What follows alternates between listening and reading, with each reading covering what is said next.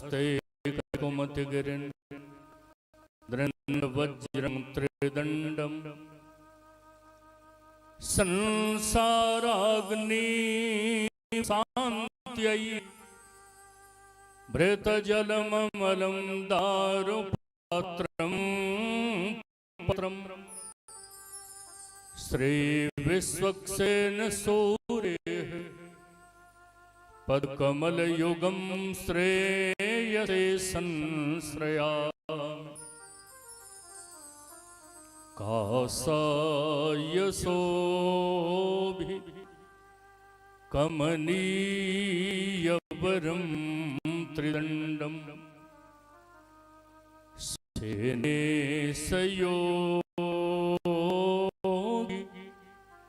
पदपङ्कजभृङ्गराज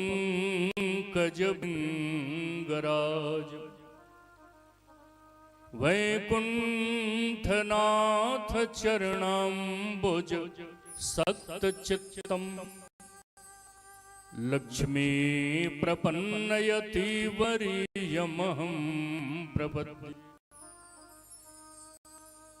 श्री गुरुचरण सरोज रज निज मन मुकुर सुधारि बरनौ रघुबर विमल जस जो दायक फल चार। प्रेम से बोलिए तीर्थराज प्रयाग भगवान की जय। श्री काशी विश्वनाथ महादेव की जय। अन्नपूर्णा माता की जय। श्री संकट मोचन हनुमान जी महाराज की जय। श्री भाष्यकार रामानुजाचार्य स्वामी जी महाराज की जय। विश्ववन जगदाचार्य श्री त्रिदंडी स्वामी जी महाराज की जय। पूज्यपाद हृदयाराध्य श्री जीयर स्वामी जी महाराज की जय। श्री रामचरितमानस भगवान की जय। श्री मद गोस्वामी तुलसीदास जी महाराज की जय। जय जय श्री सीताराम, जय जय श्री राधे श्याम, जय जय श्री श्रीमन्नारायण, जय जय श्री भाष्यकार। प्रेम से बोलिए श्री बड़े हनुमान जी महाराज की जय। जम्बूद्वीप भरतखंड भारतवर्ष तीर्थराज प्रयाग के पावन परिक्षेत्र सुदनीपुर कला में श्री कृष्ण कुंज के पवित्र स्थल पर परमार्थ सेवा समिति के तत्वावधान में विगत कई वर्षों से 5 दिवसीय श्री रामचरितमानस सम्मेलन श्री राम कथा का दिव्य आयोजन विप्र वंशावतंस श्रीमान प्रवीण कुमार द्विवेदी जी की अध्यक्षता में व्यवस्थापक समाज सेवी अत्यंत विनम्र ब्राह्मण साधु सेवी श्री हरिशंकर द्विवेदी जी, जिनके द्वारा दिव्य संचालन हो रहा था, ऐसे भाई धनंजय जी मंच पर विद्यमान, गृहस्थ जीवन में भी ऋषि परंपरा से जिनके नित्य दिनचर्या होती है, ऐसे श्री रामचरितमानस श्रीमद् भागवत महापुराण के सुमधुर कथाकार श्री विजयकांत त्रिपाठी गुरु जी, दासानुदास के पश्चात जिनकी प्रखर ओजस्वी वाणी में श्री रामचरितमानस का प्रयोजनीय सामाजिक संदर्भ श्रवण करेंगे। ऐसे भारत के ख्यातिलब्ध व्याख्याकार भाई श्री अखिलेश मणि सांडिल्य जी मंगलाचरण के रूप में पूज्य स्वामी जी के द्वारा बड़ी सुंदर चर्चा श्रवण कर रहे थे। दासानुदास भी अपने वाक्य पुष्पांजलि आपके हृदयस्थ परमात्मा को समर्पित करे। इसे पूर्वाइए भाव प्रेम से दो बार भगवान के मंगल में पावन नाम का संकीर्तन करें। जय सिया राम जय जय सिया राम।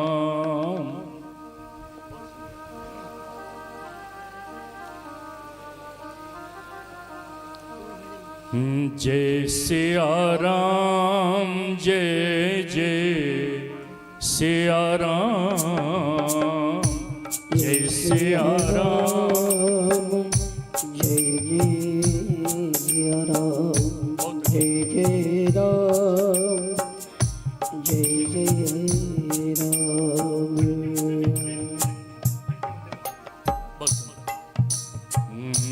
जय सिया राम जय जय सिया राम जय सिया राम जय जय सिया राम।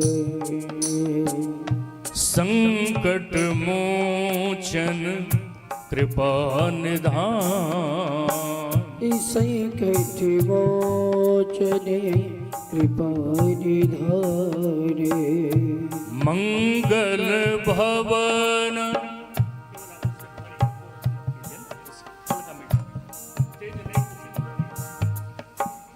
मंगल भवन अमंगल हारी मंगल भवन अमंगल हारी। आप तो संगीत के मर्मज्ञ हैं, बहुत सुंदर। मंगल भवन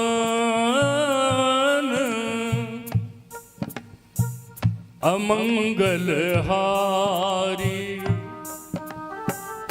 द्रवभु सुदशरथ अजर बिहारी द्रवभु सुदशरथ अजर बिहारी। मंगल भवन अमंगल हारी ओ मंगल भवन अमंगल हारी उमा सहित जय जपत पुरारी ओ उमा सहित जय जपत पुरारी। जय सिया राम जय जय सिया राम जय सिया राम जय जय सिया राम। संकट मोचन कृपा निधान संकट मोचन कृपा निधान। प्रेम से बोलिए सियावर रामचंद्र भगवान की जय हो। श्री रामचरितमानस श्री अवध में लिखा गया श्रीमद् गोस्वामी तुलसीदास जी महाराज के द्वारा काशी में प्रामाणिक हुआ श्री काशी विश्वनाथ महादेव के द्वारा और तीर्थराज प्रयाग में प्रचारित हुआ याज्ञवल्क्य जी महाराज के द्वारा। श्री रामचरितमानस वेद शास्त्र पुराण उपनिषदादि ग्रंथों का सार सर्वस्व रसमय कथामृत है। इसको गंगा भी कहा और सरोवर भी कहा। सकल लोक जग पावनी गंगा, किंतु ग्रंथ का जब परिचय देने लगे तो इसे सर कहा। जो नहाई चह एहि सर भाई, सो सतसंग करो मन लाई। रामचरितमानस सर में 4 घाट हैं। वेद त्रयकांडी है, ज्ञान कांड, कर्म कांड, उपासना कांड। वेद का ज्ञान कांड श्री रामचरितमानस में ज्ञान घाट बना, उपासना कांड उपासना घाट बना, और कर्म कांड कर्म घाट बना। किंतु सरोवर में 4 घाट होते हैं ना। चौथे घाट का नाम दैन्य घाट। 4 घाटों पर एक एक स्नान करने वाले और एक एक स्नान कराने वाले। ज्ञान घाट के वक्ता भगवान शंकर, श्रोता माता पार्वती। उपासना घाट के वक्ता काकभूषुंडी जी महाराज, श्रोता पक्षीराज गरुण। कर्म घाट के वक्ता याज्ञवल्क्य जी महाराज, श्रोता भारद्वाज जी। और दैन्य घाट के वक्ता श्रीमद गोस्वामी तुलसीदास जी महाराज, श्रोता संत समाज। बरसात होती है, जब कोई घर से बाहर नहीं निकलता तो नियत समय से तुलसीदास जी महाराज कथा सुनाते हैं। जब कोई श्रोता नहीं आता तो मन को ही निकाल के बैठाते हैं, बैठो मैं तुम्हीं को सुनाऊंगा, तो अपने मन को श्रोता बनाते हैं। 4 घाट के चारों वक्ताओं का विषय एक है, ब्रह्म के अवाच्य रूप का प्रतिपादन करते हुए ब्रह्म निरूपण करना। इस ग्रंथ में प्रतिपाद्य विषय क्या है? एहिमः आदि मध्य अवसाना प्रभु प्रतिपाद्य राम भगवान।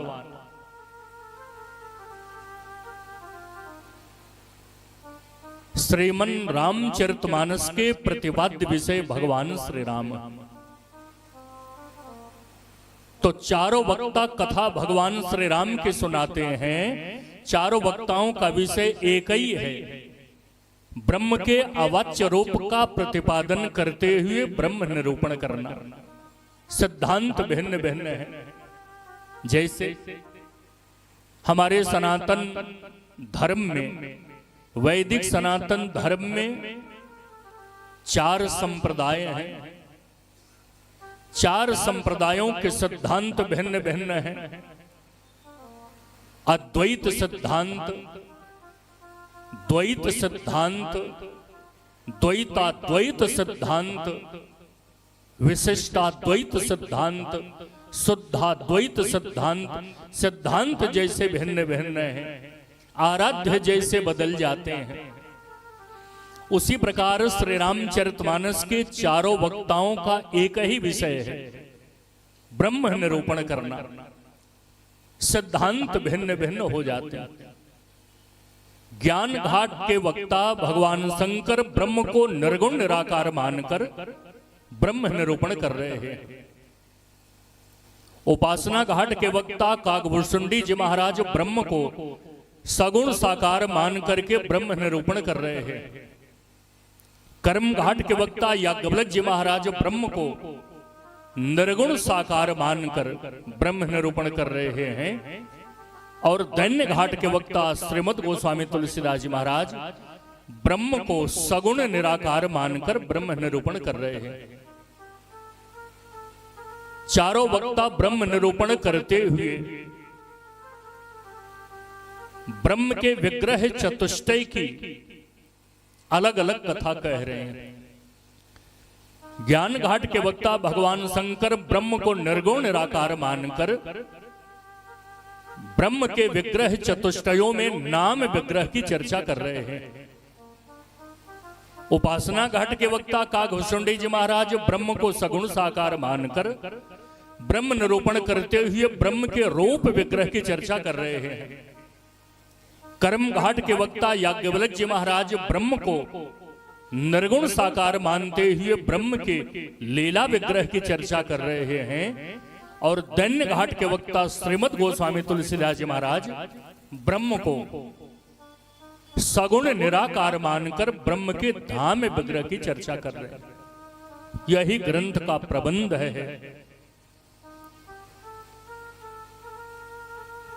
श्री रामचरितमानस सर के 4 वक्ताओं का यही ब्रह्म निरूपण है। तीर्थराज प्रयाग में माघ मेला समाप्त हुआ। माघ मकर गत रवि जब हो, तीर्थपति आव सबको। तीर्थराज प्रयाग में माघ मेला समाप्त हुआ। सूर्य उत्तरायण हुए, माघ मेला शुरू। माघ मेला समाप्ति के बाद सभी महात्मा अपने अपने आश्रम को प्रस्थान कर गए। याज्ञवल्क्य जी जब जाने लगे तो भरद्वाज जी ने चरण पकड़ लिया। भरद्वाज जी ने कहा कि महाराज, हमारे तीर्थराज प्रयाग में जब आप आए तो आपके महिम्न का मुझे बोध है, तो सोचा कि अब तक मेरे मन में जो संशय है उसका निवारण आपसे कर लूं। और जैसे ही अपनी जिज्ञासा आपके सामने प्रस्तुत करना चाहा, उसी समय दो लोगों ने मुझे रोक लिया। किन किन लोगों ने रोका? एक तो मेरे भय ने मुझे रोक लिया और दूसरे मेरी लज्जा ने मुझे रोक लिया। भय इसलिए लगा कि कहीं मेरी जिज्ञासा का आप गलत अर्थ न लगा लें। परीक्षण हेतु प्रश्न कर रहे हैं, तो भय ने मुझे रोका। और लज्जा ने इसलिए रोका कि मेरे प्रश्न को सुनकर आप कहेंगे राम राम, तीर्थराज प्रयाग में रहते हैं, गंगा जमुना सरस्वती त्रिवेणी संगम का सेवन करते हैं, तपस्या करते हैं, 8 सिद्धियां इर्द गिर्द मंडराती हैं, किसी से कोई अपेक्षा नहीं रखते। इससे सिद्ध महापुरुष को आज तक इतनी छोटी सी बात का ज्ञान नहीं हो पाया, इतनी छोटी सी बात नहीं जान पाए, इसलिए मेरी लज्जा ने मुझे रोक दिया। फिर सोचा कल पूछूंगा। कल जब आया फिर पूछना चाहा तो फिर दो लोगों ने रोका। कल पूछूंगा, कल जिज्ञासा प्रस्तुत करूंगा। करते करते मास पर्यंत व्यतीत हो गए। अब आप जा रहे हैं, 1 वर्ष तक मैं संशय में रहूंगा, 1 वर्ष तक मैं द्वंद्व में फंसा रहूंगा, तो क्षमा करें महाराज। याज्ञवल्क्य जी ने कहा आपकी जिज्ञासा क्या है, आपका संशय क्या है? तो भरद्वाज जी ने कहा कि महाराज, जो ब्रह्म राम है और जो दाशरथी राम है, दशरथ नंदन राम है, ये दोनों राम एक हैं कि अलग अलग हैं? आज तक मैं यही नहीं जान पाया। कुछ लोग दशरथ नंदन राम को अलग परिभाषित करते हैं, कुछ लोग ब्रह्म राम को अलग परिभाषित करते हैं। तो ये दोनों राम एक हैं कि अलग अलग? आज तक मैं ये नहीं जान पाया। याज्ञवल्क्य जी ने कहा आप भगवान की प्रभुताई से अवगत हैं, भगवान की प्रभुताई से विदित हैं, किंतु संसार में ऐसे अज्ञानी मूढ़ प्राणी होंगे जो ब्रह्म राम को अलग मानेंगे और दशरथ नंदन राम को अलग मानेंगे। उनके भ्रम का निवारण करने के लिए, उनकी अज्ञानता को मिटाने के लिए, उनकी मूढ़ता को समाप्त करने के लिए ही आपने ऐसा प्रश्न किया है। याज्ञवल्क्य जी ने कहा आप ये मत सोचिएगा, इस सृष्टि में ऐसा प्रश्न करने वाले आप ही हो। आज से हजारों वर्ष पूर्व ठीक इसी प्रकार का संशय हो गया, किसी सामान्य में नहीं। अतर्क नट नटबद होती राज राजेश्वरी श्रीमन महा त्रिपुर सुंदरी जगत जननी जगदम्बिका शिवा सती के भी मन में ठीक इसी प्रकार का संशय हुआ। कब? भगवान शिव ने कहा सती, मेरे एक दिन में भगवान श्री राम का 36,000 बार अवतार होता, चतुर्युग सहस्राणि दिन में कम पितामह। हम लोगों के 4 अरब 32 करोड़ वर्ष के बराबर ब्रह्मा जी का एक दिन होता है। जो कलयुग है इसकी अवधि आपको पता है 4,32,000 वर्ष का कलयुग। द्वापर कलयुग के 2 ना 8,64,000 वर्ष का द्वापर। त्रेता कलयुग के 3 गुना 12,96,000 वर्ष का त्रेता। और सतयुग कलयुग के चतुर्गुना 17,28,000 वर्ष का सतयुग। चारों युगों का योग 43,20,000 वर्ष। और जब 1,000 चतुर्युगी व्यतीत होता है तो ब्रह्मा जी का एक दिन होता है। तो हम मृत्युलोक के प्राणियों का जब 4 अरब 32 करोड़ वर्ष व्यतीत होता है तब ब्रह्मा जी का एक दिन होता है। चतुर्युग सहस्राणि दिन में कम पितामह। सहस्र चतुर्युगी व्यतीत होने पर ब्रह्मा जी का एक दिन होता है। और ब्रह्मा जी के एक दिन को कल्प कहते हैं और प्रति कल्प में भगवान अवतार लेते हैं। हम मृतलोक के प्राणियों का 15 खरब 55 अरब 20 करोड़ वर्ष व्यतीत होता है तब ब्रह्मा जी का एक वर्ष होता है।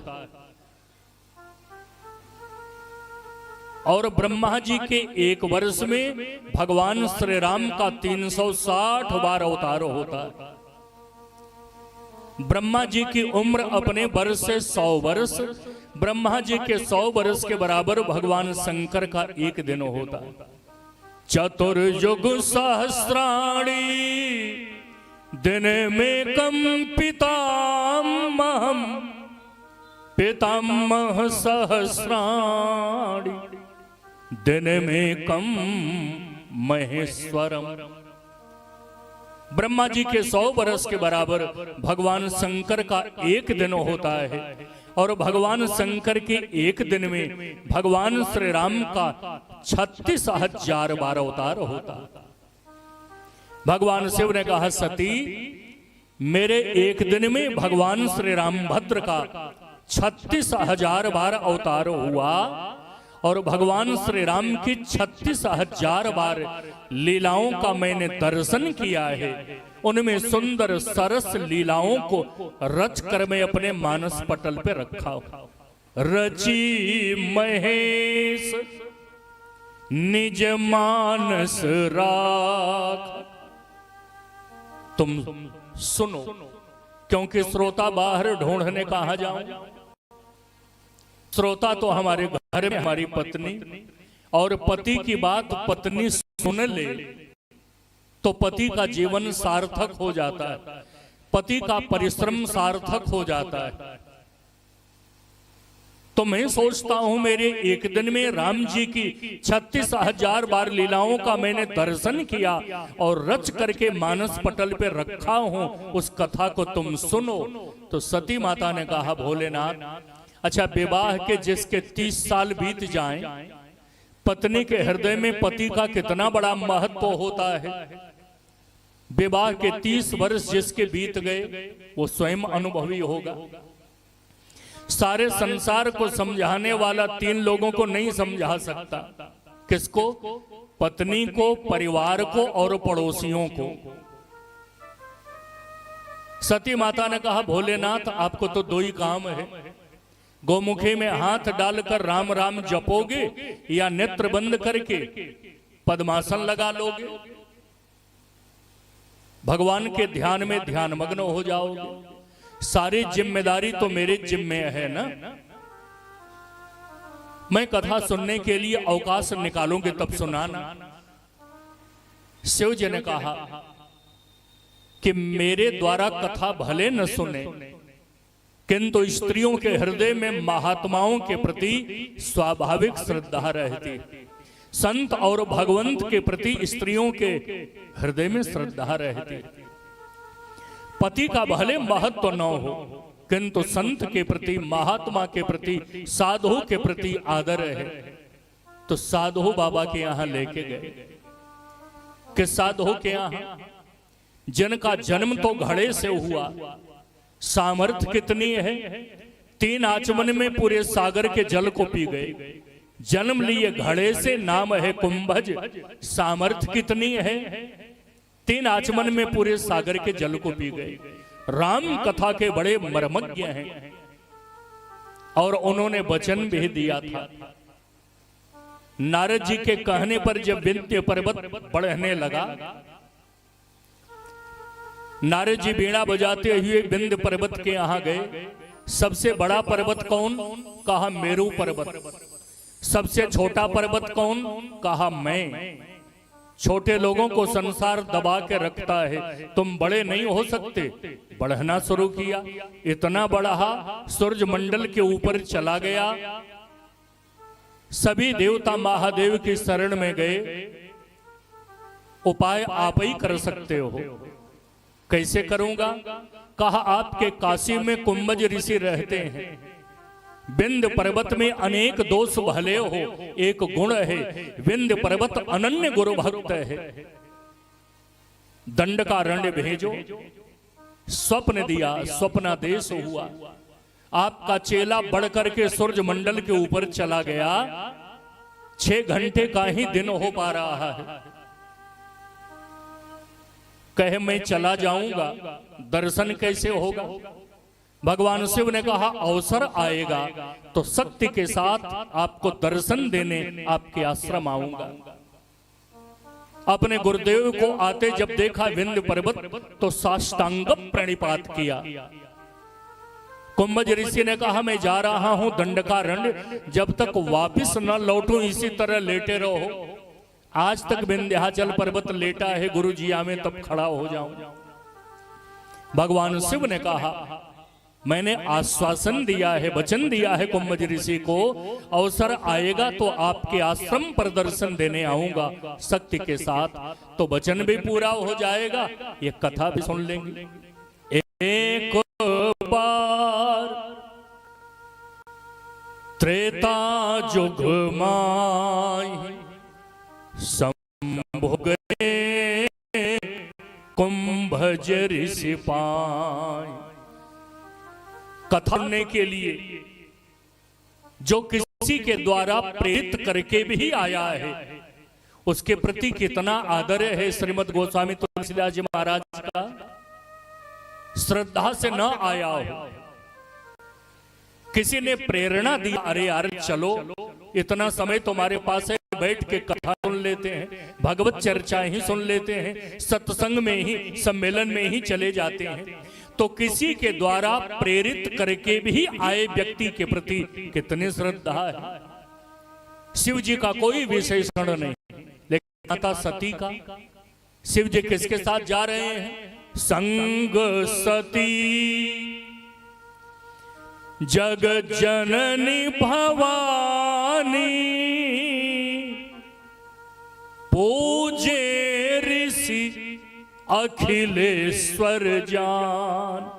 सती है, जग जननी है, भवानी है, अखिलेश्वरी है। किंतु कथा श्रवण करने के लिए बैठी, तन तो कथा भूमि में था, मन नहीं था। और एक बात बतावें, तन से हम कथा भूमि में हैं, मन अन्यत्र है,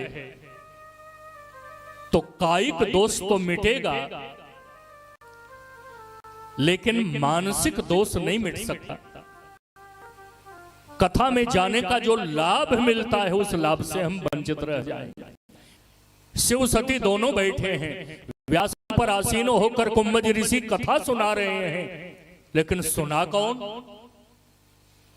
राम कथा मुनिवर जप खानी,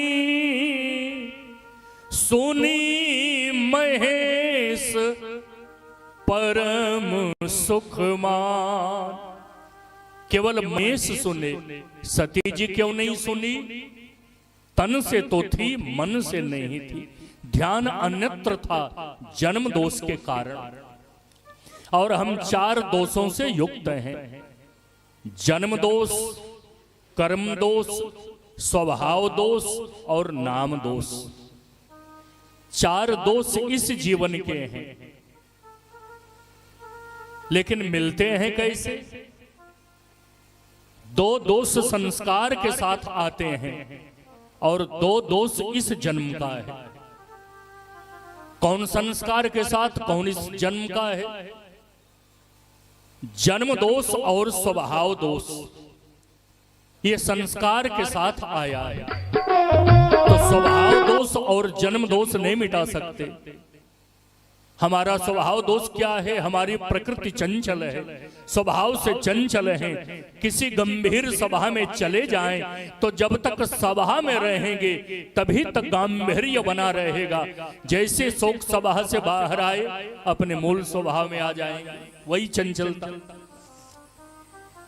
तो स्वभाव दोष नहीं मिट सकता। और दूसरा जन्म दोष, जिस माता पिता के द्वारा हमारा जन्म हुआ है, माता पिता का दशांश गुण दोष मुझ में रहेगा। और 2 दोष इस जन्म का है, नाम दोष और कर्म दोष। कर्म बिगड़ गया, नाम बदनाम हो गया। कर्म बढ़िया होगा तो नाम दोष भी मिट जाएगा और कर्म दोष भी मिट जाएगा।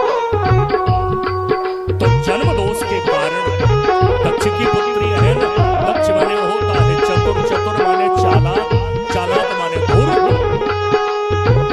तो जन्म दोष के कारण कथा स्थल में शिव के साथ बैठने के बाद भी सती जी नहीं सुनी।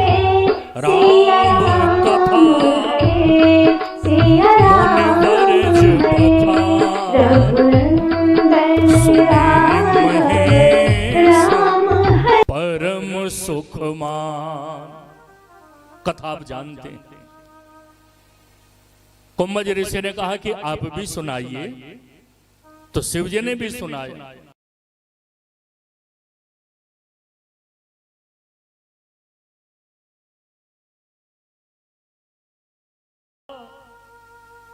कछु दिन तारे गिरिनाथ। महात्मा से कहा आपको वचन दिया वो भी पूरा हो गया, सती भी आ गई, अब मैं चल रहा हूं कैलाश। कथा सुनने से हृदय भावुक हो गया था। शिव जी ने सोचा जिनकी दिव्य लीलाओं का श्रवण किया उनका दर्शन हो जाता तो भगवान ने अवतार लिया। लेकिन अपनी 6 लीलाओं में श्री राम जी की 6 लीला, बाल लीला, विवाह लीला, वन लीला, नर लीला, रण लीला और राज्य लीला। तो भगवान नर लीला करते हुए जा रहे थे। शिव जी ने सोचा सम्मुख जाके प्रणाम करूंगा, समक्ष प्रणाम करूंगा तो भगवान के लीला में व्यवधान होगा। इसलिए दूर से ही सच्चिदानंद कह के प्रणाम किया। जय सच्चिदानंद जग पावन। सती माता ने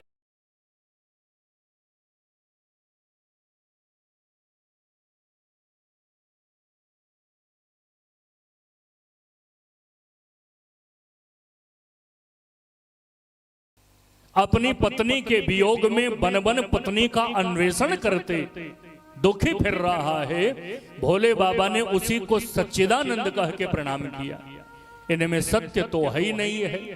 ब्रह्म सत्यम जगन मिथ्या, और इस जगत में रो रहे हैं तो ये सत्य इनमें दिखाई नहीं दे रहा। ये चिदगहन भी नहीं है और आनंद तो इनमें है ही नहीं है। फिर भोले बाबा इनको सच्चिदानंद कह के क्यों प्रणाम किए? मन में तर्क होने लगा। शंकर जगत, शंकर जगत वंद्य जगदीशा, सुर नर मुनि सब नावत शीस, तीन नृप सुतहि कीन्ह प्रणाम, कहि सच्चिदानंद परधाम।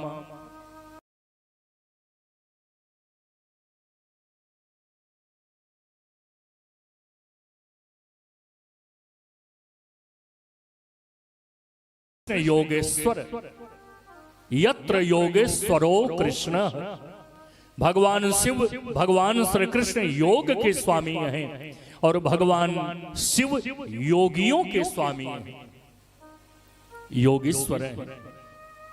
शिव जी जान गए। शिव जी ने कहा सती सही सही बताना, कुंभज ऋषि के आश्रम में जब मैं लेके गया था, व्यासासन पर आसीन होकर कुंभज ऋषि जब कथा श्रवण कराने लगे, उस समय एकाग्र हो के राम जी की कथा सुनी कि नहीं? सती जी झूठ बोलती, यहाँ कथा सुनी। भगवान शिव ने कहा जब कथा सुनी तो भगवान के लीला को देख करके मोह क्यों, संदेह क्यों? जासो कथा कुंभज ऋषि गाय, भगति जास मैं मुनि सुना, सोई मम इष्ट देव रघुबीरा। जिनके भक्त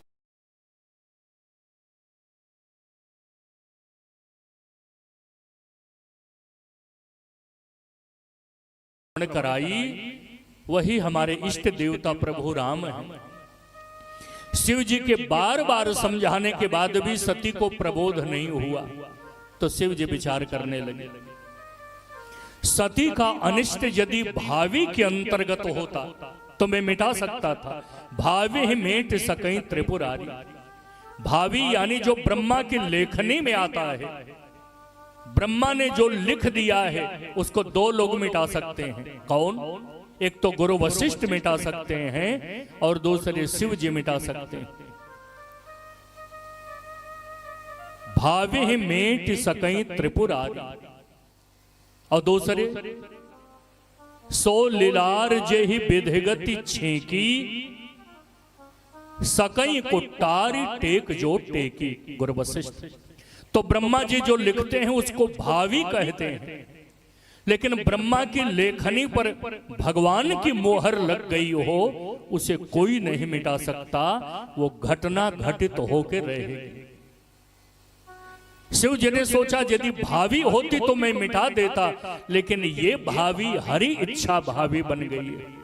हृदय विचार संभो सुजान, हरि इच्छा भावी बलवान।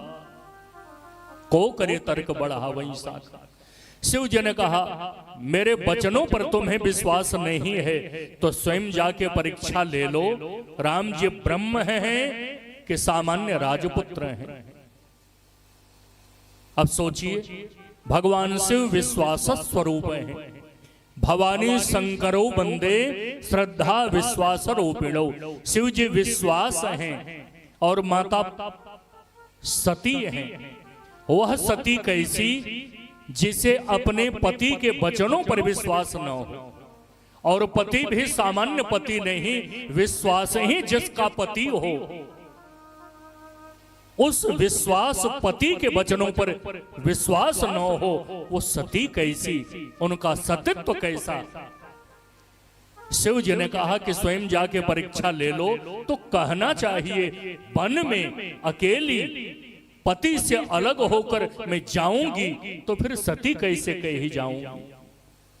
मानो मौके की तलाश में थी, अवसर की प्रतीक्षा कर रही थी। शिव जी ने कहा तो के ने जाई परीक्षा ले हो, तो शिव जी ने कहा कि देखो कैसे परीक्षा लेना, तीन का आश्रय लेके। जैसे मिटई मोह भ्रम भारी, करहूं सो जतन विवेक विचार। तीन का आश्रय लेना, यत्न पूर्वक, विवेक पूर्वक और विचार पूर्वक अपने भ्रम का निवारण करना। तो शिव जी ने कहा, करे हूं सो जतन विवेक विचारी। सती जी ने दो का त्याग कर दिया, यत्न का त्याग कर दिया, विवेक का त्याग कर दिया, केवल विचार का आश्रय लेती हैं। और परमात्मा यत्न पूर्वक, विवेक पूर्वक प्राप्त होता है, विचार पूर्वक नहीं प्राप्त होता। परमात्मा पे क्या विचार करेंगे? जो कण कण में व्याप्त हैं, जो सर्वव्यापी हैं, जो अणो रणियान से लेकर महतो महियान हैं, उन पर हम क्या विचार करेंगे? उन पर तो विश्वास करने से ही हमारा कल्याण होगा। अपने माता पिता पे हम क्या विचार करेंगे? माता पिता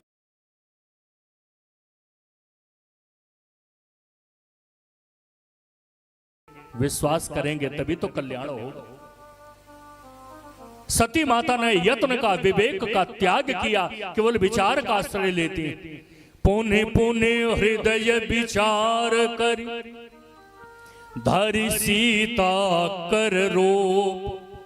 सीता जी का रूप बनाई। कहां बनाई?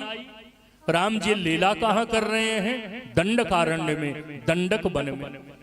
और दंडकारण्य रामचरितमानस में ऐसा अरण्य है, ऐसा वन है, जहां जाने पर अपने आप लोगों का रूप बदल जाता है। कैसे? इस दंडकारण्य में सर्वप्रथम भगवान श्री राम भद्र आए। लक्ष्मण जी जब कंदमूल फल लेने के लिए गए, भगवान श्री राम ने कहा,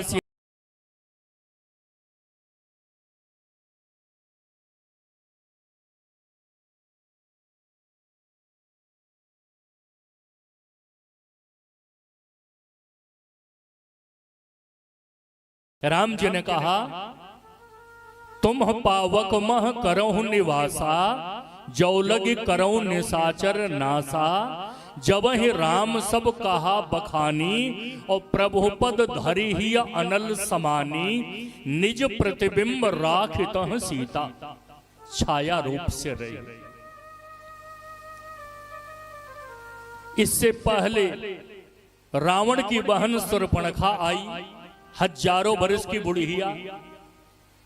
लेकिन भगवान के यहां जब आई तो शूर्पणखा रूप बदल के आई। रुचिर रूप धरि प्रभु पहि जाय, सुंदर रूप बना करके आई। सीता जी का भी रूप बदल गया। राम जी आए तो राम जी की भी लीला बदल गई। और इस दंडकारण्य में मारीच आया तो मारीच भी रूप बदल दिया। है निश्चर, लेकिन रूप बदल दिया। सीता परम रुचिर मृग देखा, मृग के रूप में आया। इस दंडकारण्य में रावण आया तो रावण भी अपना रूप बदल दिया, है दशमुख। लेकिन सीता जी के यहां कैसे आया? सोन बीच दस कंधर देखा, आवा निकट जति के वेश। सन्यासी के रूप में, महात्मा के रूप में आया। और इस दंडकारण्य में अब सती जी आई तो सती जी ने भी रूप बदल दिया।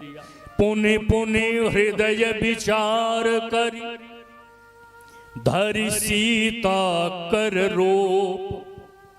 सती जी ने सीता जी का रूप तो बनाया, सीता जी का स्वरूप नहीं बना पाई। रूप और स्वरूप में अंतर है। रूप परिवर्तित होता है, बदलता रहता है। स्वरूप का परिवर्तन नहीं होता, चाहे अवस्था कोई हो। बाल्यावस्था में थे तो हमारा रूप कुछ था, युवावस्था में आए रूप परिवर्तित हो गया, प्रौढ़ावस्था से वृद्धावस्था में आए रूप बदल गया। रूप वह जो परिवर्तित होता है, बदलता है, और स्वरूप वह जो नहीं बदलता।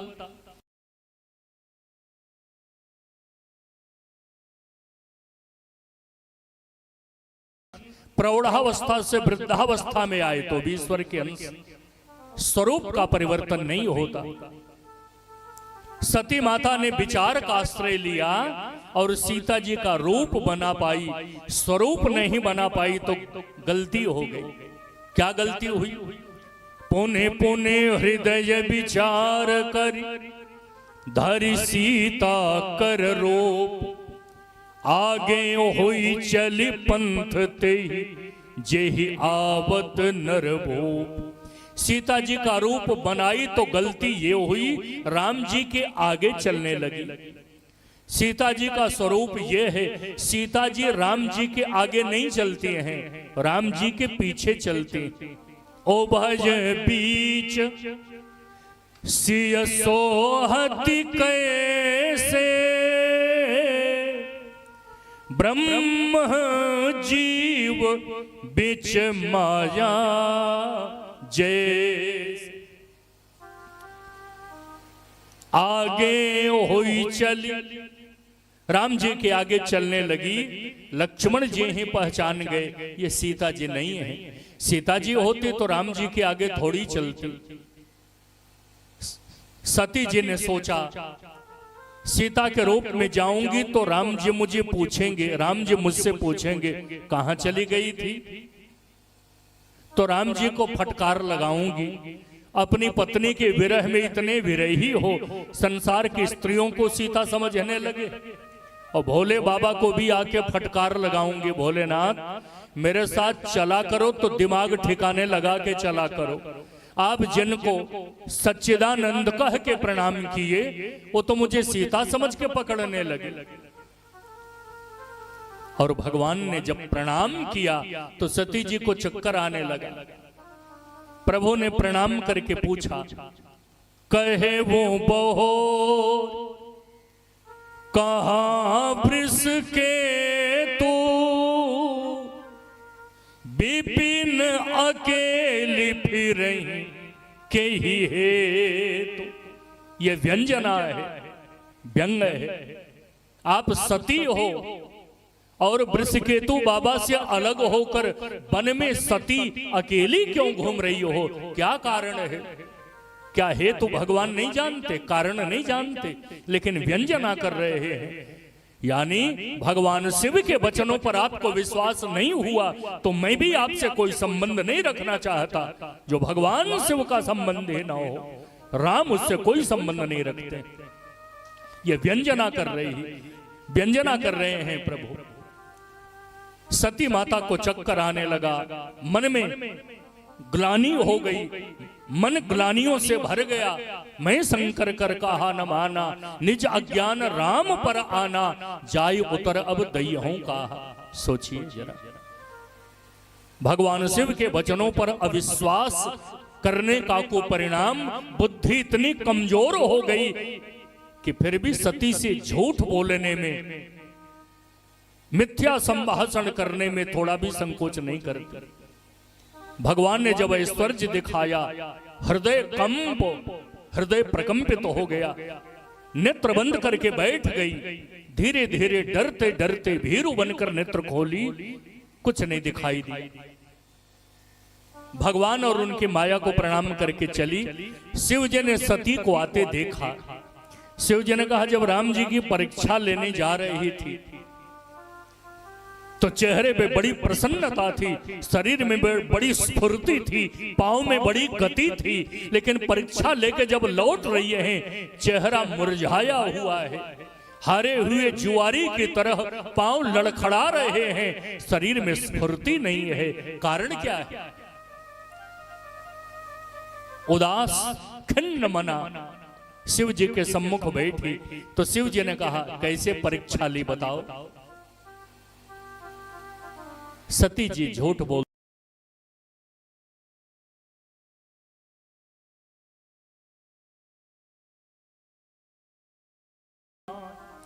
कीन प्रणाम तुम्हारी नाय। शिव जी ने कहा, मेरी ही तरह प्रणाम करना था तो 2 घंटा पहले ही मैं इतना बढ़िया समझा रहा था। जासु कथा कुंभज ऋषि गाई, भगति जासु मैं मुनि ही सुनाई। सोई मम इष्ट देव रघुबीरा, मेरी ही तरह प्रणाम करना था तो मेरे ही साथ प्रणाम कर लेती। बिना पत्निम कथम धर्म आश्रमाणम प्रवर्तते, हम दंपति को प्रणाम करने का पूरा फल मिलता, लेकिन मेरे वचनों पर विश्वास नहीं हुआ, अपने मन से गई लौट रही हो, अब कह रही हो आपके तरह प्रणाम करके आई हो। तो सती, पति के वचनों पर तुम्हें विश्वास नहीं हुआ तो मैं पत्नी के वचनों पर कैसे विश्वास कर लूं? मैं कह रहा था राम जी ब्रह्म हैं और तुम्हें मेरे वचनों पर विश्वास नहीं हुआ तो तुम कह रही हो कछु न परीक्षा लीन गोसाई, कीन प्रणाम तुम्हारी है नाई। मैं तुम्हारे वचनों पर कैसे विश्वास करूं? मेरी तरफ प्रणाम करके आई हो या कुछ और करके आई हो, अभी पता लगा लेता। तब शंकर देख्यूं धरि ध्याना, सती जो कीन चरित सब जाना। सती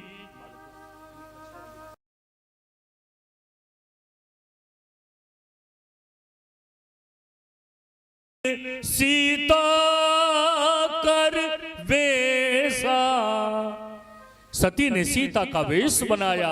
श्री राम जी जगत पिता हैं, मेरे स्वामी हैं, और स्वामी की पत्नी स्वामिनी का रूप बनाया, जगत जननी है, मां का रूप बनाया। अब सती से मैं पति का संबंध रखूंगा तो मिटई भगति पथ होई अनीति। शिव संकल्प कीन हम मन माही, एहितन सती ही भेंट अब नाई। आकाशवाणी हुई धन्य है भोलेनाथ, असपन तुम बिनु करई को आना। क्या आकाशवाणी हुई बताइए? स्त्री से कोई अपराध हो जाए, पति उससे व्यवहार बंद कर दे, बात करना, देखना, बोलना, उसके हाथ से कुछ खाना पीना, तो दंड मिल जाता है। पत्नी को अपराध बोध होने लगता है। शिव जी समाधि लगाए, फिर शिव जी ने सोचा अब इनका दोष मिट गया होगा। राम नाम शिव सुमिरन लागे, राम राम सुमिरन करने लगे, वाणी से उच्चारण करने लगे। सती माता समझ गई, पास में गई। शिव जी ने सोचा इतने समय तक इनका त्याग किया तो मन में ग्लानि भरी, ग्लानि को मिटाने के लिए कथा शुरू करूं। और जैसे कथा आरंभ किए तो कथा से ध्यान हटकर ऊपर आकाश में जा रहे विमान पे चला गया। सती माता ने कहा भोलेनाथ ये विमान कहां जा रहा है? शिव जी ने कहा अभी भी तुम्हारा ध्यान विमान में ही है। सोचा कि ध्यान कथा में होगा, ध्यान विमान में चला गया। जानना चाहती हो तो ये विमान तुम्हारे पिता के द्वारा आयोजित बहुत बड़े यज्ञ में उनके जितने नातेदार, रिश्तेदार, परिकर पार्षद के सहित विमान में बैठ के जा रहे हैं। और तुम्हारे पिता जो यज्ञ कर रहे हैं ना, यज्ञ दो प्रकार से किया जाता है, व्यष्टिगत और समष्टिगत। अपने कल्याण के लिए, समाज, राष्ट्र, विश्व का कल्याण करने के लिए। तुम्हारे पिता का जो यज्ञ है ना सती, यह न समष्टिगत है न व्यष्टिगत है, बल्कि मुझे डिमोरलाइज करने के लिए, नीचा दिखाने के लिए तुम्हारे पिता यज्ञ कर रहे हैं। क्यों? तुम्हारे पिता को जब बड़ा अधिकार मिला तो ब्रह्मा जी ने स्वागत समारोह रखा। मैं भी उस सभा में था।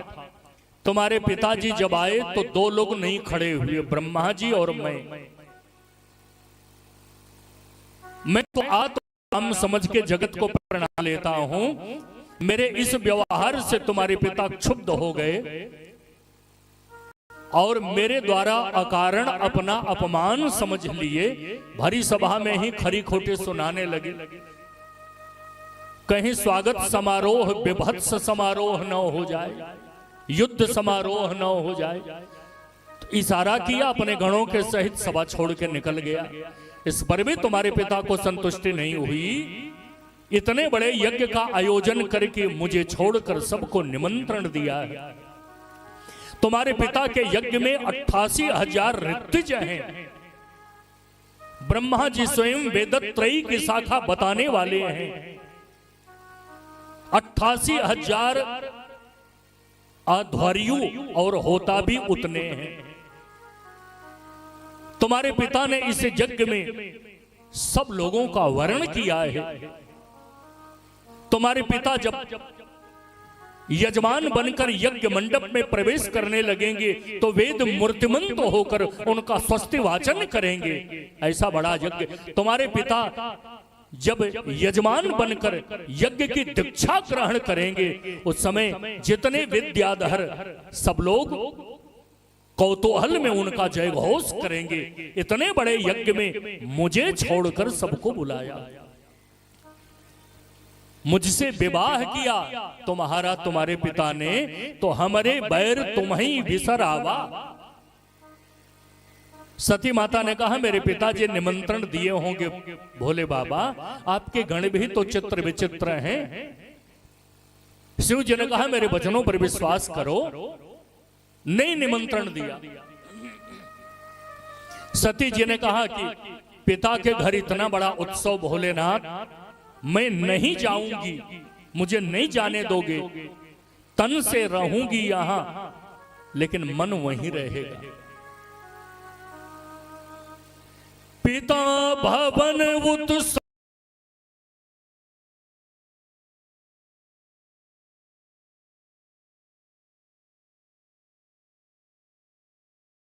मुझे जाने की अनुमति दीजिए। शिव जी परिणाम जानते हैं। शिव जी ने कहा, सती 4 जगह बिना बुलाए जाना चाहिए। कहा? माता पिता के घर, माता के घर, पिता के घर, गुरु के घर, सुहृद स्नेही जन के। लेकिन जहां जाने के बाद लोग विरोध माने, वहां भूल करके भी नहीं जाना चाहिए। मैं जानता हूं तुम्हारा अकारण अपमान होगा, फिर भी सती का हट, स्त्री हट, राज हट, बाल हट, योग हट, स्त्री हट, स्त्री हट देखकर शिव जी ने सती को जाने के लिए कहा। गणों को भी लगा दिया, वीरभद्रादि को। सती को देखकर उनकी 59 बहनें, कल्प भेद से एक कल्प में 24 बहनें हैं और एक कल्प में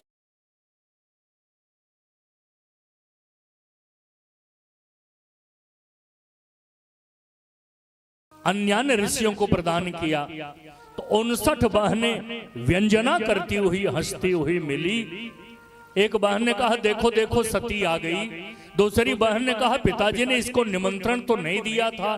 तीसरी बहन ने कहा, निमंत्रण क्या देते, आज तक पश्चाताप कर रहे हैं, कैसे पागल के साथ सती का विवाह कर दिया।